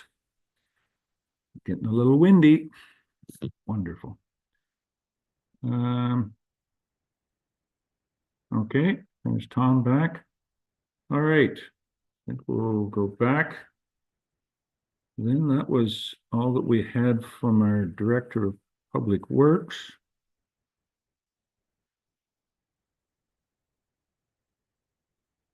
And now we're down to 10.3. 10.3.1 is our indemnification bylaw. Clerk, Mr. Eckensweiler. This must be something that gets clerks excited, this type of policy stuff, is it? Sounds like you've been speaking to the CAO. Thank you, Mayor Eccles, and through you. Without further ado, I'll get right into it then. So this report is before you on a proposed indemnification bylaw. So municipal officials and employees are increasingly facing legal challenges and liabilities arising from their decisions and actions taken in good faith while performing their duties.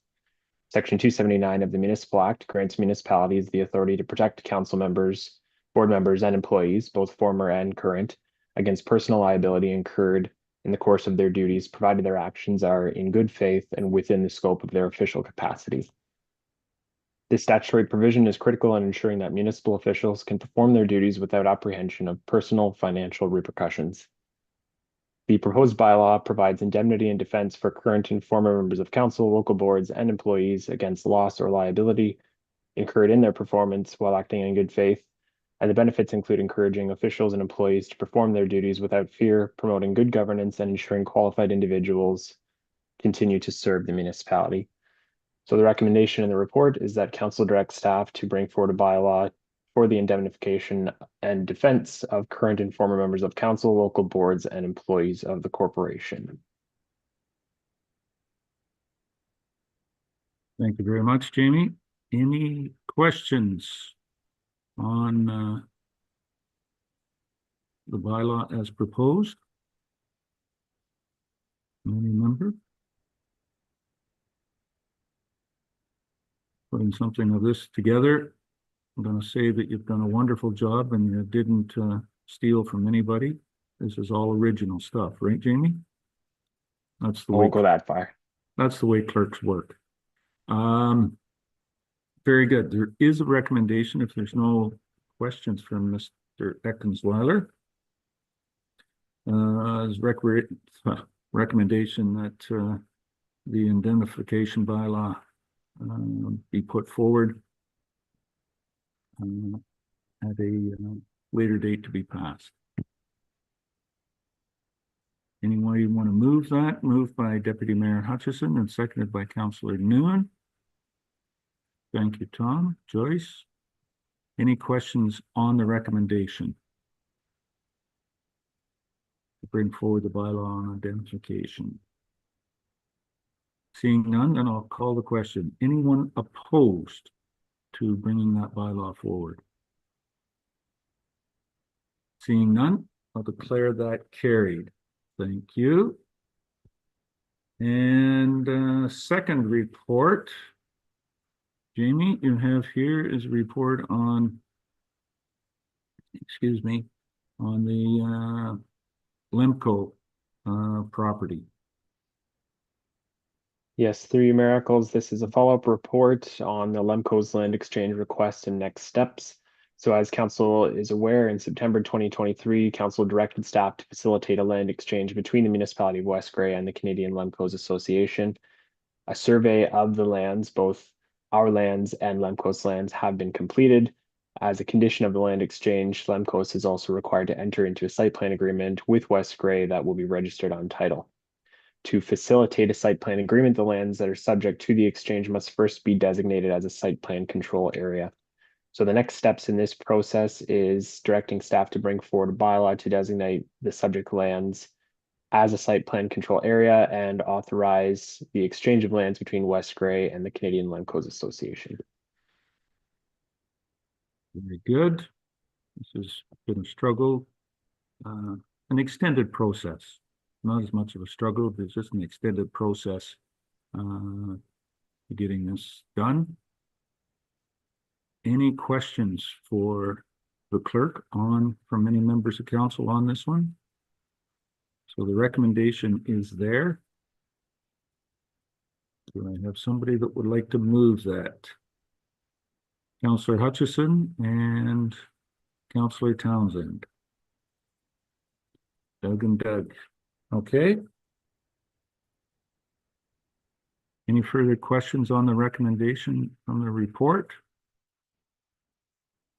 Then I shall call the question. Any of those opposed? Seeing none, declare that carried. Thank you very much, Jamie. And that brings us down to, was it questions? Correspondence, staff reports, questions. Any councillor have any questions today on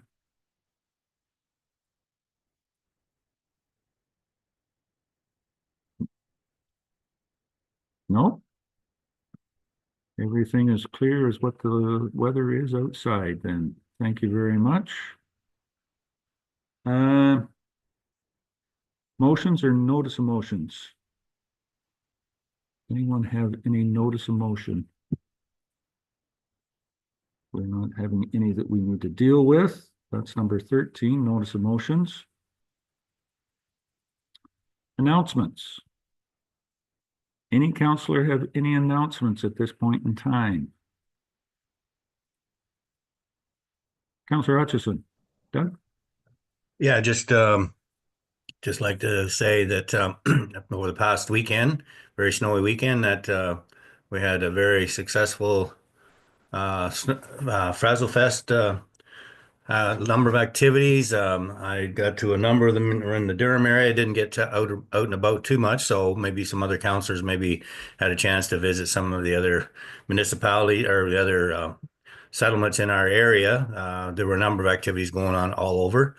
Unfortunately, there was too much snow for the snowmobiles. Apparently, they couldn't run their poker rally because the snow was too deep. So, anyways, that's unfortunate. But yeah, there was a good participation. Just like to say thanks to the Chamber, Southeast Gray Chamber, for all their work on this. They sort of took the lead, and Nicole from the office did a lot of work, and I'm sure there may be some other staff members there. The Lions Club were a big group involved in Durham and the Legion, and just a lot of things went on. A couple of cancellations, but nothing major. But I think it was a very successful weekend, and the amount of snow didn't help us much, but we got through it. So thank you to all, and a good weekend. Thank you. Okay. Anyone else? Councillor Noon. Joyce? Sorry, I always have trouble with this unmute. Anyways, the Friends of Ayton and the Ayton Lions Club had a great volleyball tournament again, snow volleyball on Saturday, and well attended and good times had by everyone. So yeah, just want to share that with everyone. Thank you, Joyce. Scott? Councillor Forrester? The Newstead Lions Club will be having a wing dinner on, I believe it's March 1st. That's the only part I didn't write down. Friday, Saturday, March 1st, I believe it is. 6 to 10 p.m. silent auction, live entertainment. The wings are $10 a pound. Excellent. And anyone else? CEO Harris. Michelle? Good morning, everybody. I just wanted to advise everyone that, as you probably are aware, Good Roads is taking place from March 30th to April 2nd. There is an opportunity to request delegations. I just saw that the deadline is February 21st. So we are proposing from a staff perspective that we request delegations related to the Frazzle Ice and the bridge management along the Saugeen River through Durham as part of those delegations. And if there's anything else that council would like requested through the delegation process, I'd request that if possible, you could send me an email by the 20th of February so I can submit those delegation requests. Okay. So there's some homework challenge for the next couple of days. Thank you for that, Michelle.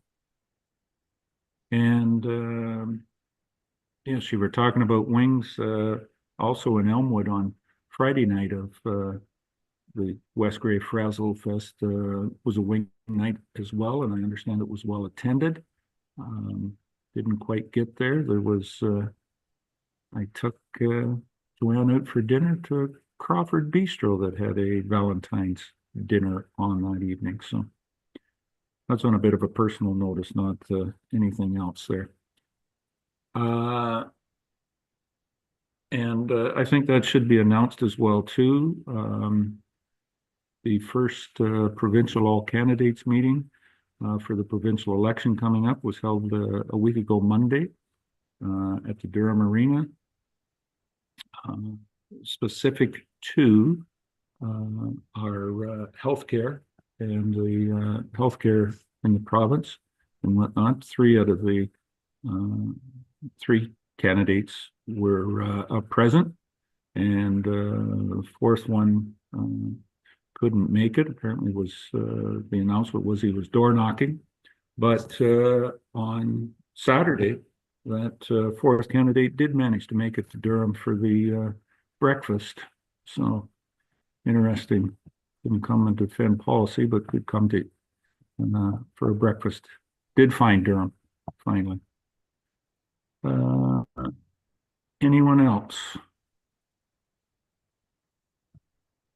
No? Then we do have a closed session. So I'm going to need a motion that we do now go into closed session. 2 items on the that will be addressed, the minutes from the last and presentation on position. Moved by Councillor Shea, seconder. Councillor Townsend. Thank you very much. The council does now go into closed session to discuss minutes of the closed session from the regular council meeting held December the 17th, and 2 matters regarding a position, plan, procedure, criteria, or instructions to be applied to any negotiations carried on or to be carried on by or on behalf of the municipality or local board respecting the mutual municipality prosperity agreement. Any questions on the motion? Then I will call the question. Anyone opposed to going into closed? Seeing none, I will declare that carried. Thank you. Through your miracles, at this point, Ashley is going to put all individuals as part of the closed session in a breakout room. Okay. Ashley can transfer us over there directly, or do we have to accept going into the breakout room? You may see a pop-up that says join room. Just give us 2 seconds. Very good.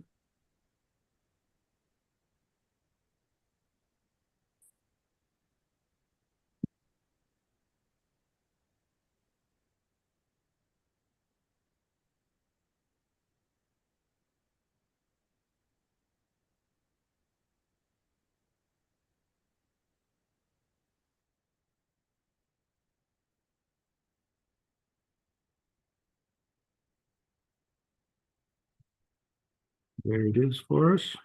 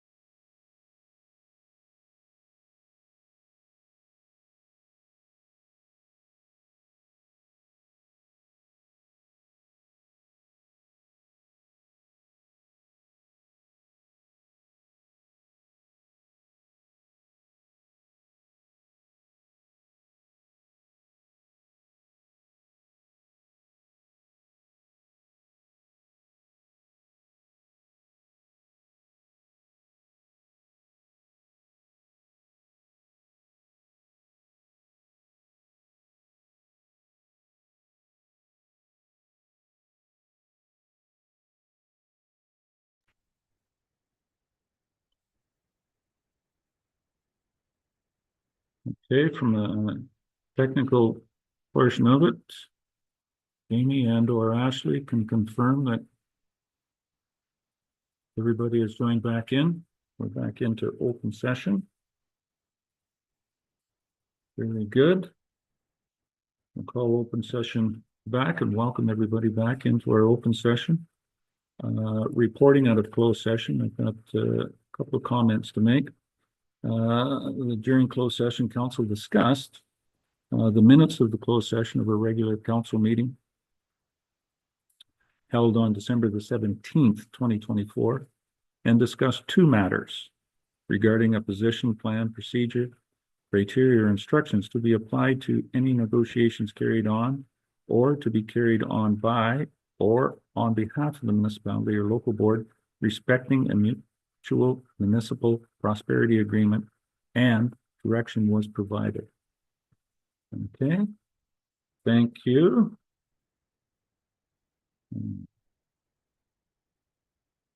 That's it for closed session. Thank you, everyone. That, if I'm correct, Jamie, brings us down to bylaws.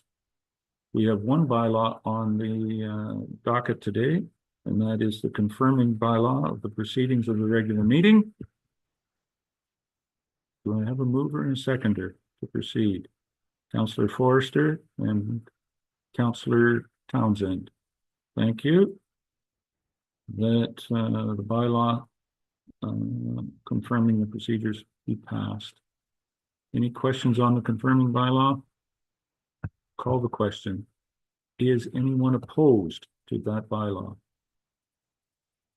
Seeing none, I'll declare that carried. Thank you very much. Thank you, everybody that has joined in on this blustery day, as the blusteriness hasn't stopped yet, but our council has, and I'll say all work is completed on the agenda today. We are adjourned. We will return at 2 o'clock, I believe, Jamie is correct, for a planning meeting at 2 o'clock for a couple of issues there. All right, everybody, have fun for lunch. Blow as much snow as you can between now and then, so that it'll just blow back into wherever you blew it out.